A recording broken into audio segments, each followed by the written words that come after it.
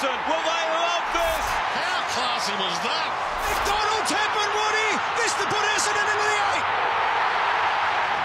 Yeah, we've got another award winner with us. Hey? Thanks for having me. Welcome. No, it's good. How do you say that surname No, again? no, we've had enough of that. Too much, way too much. Well, congratulations on the award. Yeah, it was pretty hot thank you. field. Connor McKenna, Marty Gleeson all had improved seasons. It's been good. I think all of us have improved in different areas and sort of challenged each other to get better. You know, we're doing extra touch in the mornings and things like that, all of the boys, so it's been really good. Oh, fantastic. And you mentioned playing in the midfield more. I think I nominated 10% earlier, didn't I? 10% more time in the midfield. 10%.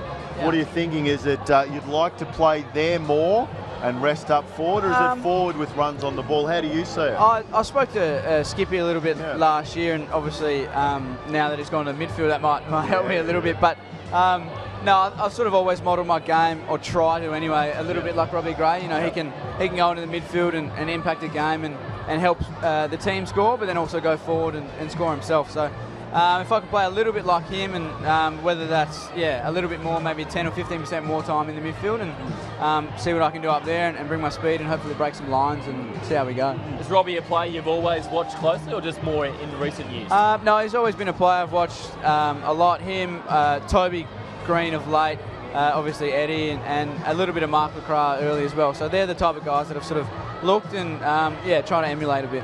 How's the way at the end of the season finished sat with you since? Obviously, so many positives for the year, but not a great way to finish.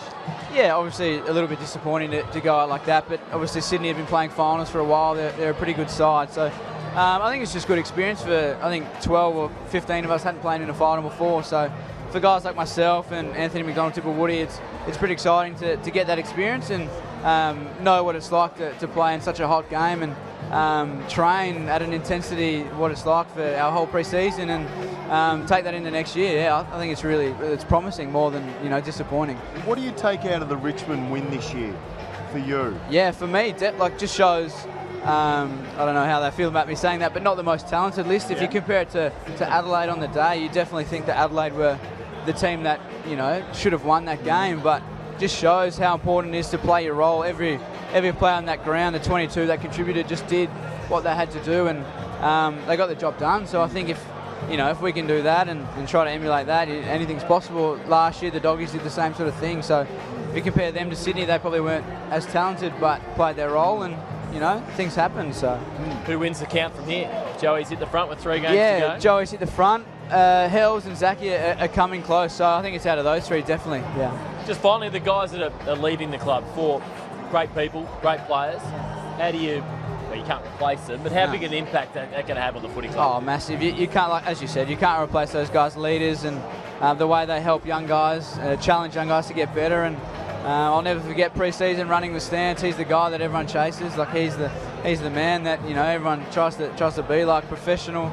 Butchie the same, Job the same, and Kel obviously a short time, but the way that he's carried himself and helped us younger guys get better. I know the first day he walked in the door, I played on him one of my first games, and he was at Geelong, and I think I had 3 touches the whole game, and he taught me how to play, and then to get him to the footy club and to teach me how to play on the best defenders in the comp has definitely helped me a lot. And plans, have you been away or going away? What's your plans for the off-season? No, I've been away. I've been back home, if you can call that away. I saw my family and spent some time there, and I'll head to the US on Saturday with a few of the boys, so we're going to have a little bit of a relaxing holiday, but also do a bit of training over in Portland and things like that. So. Orazio, congratulations on the season and the award, and look forward to seeing you again in 2018. Thank you. Thanks very much. Mate.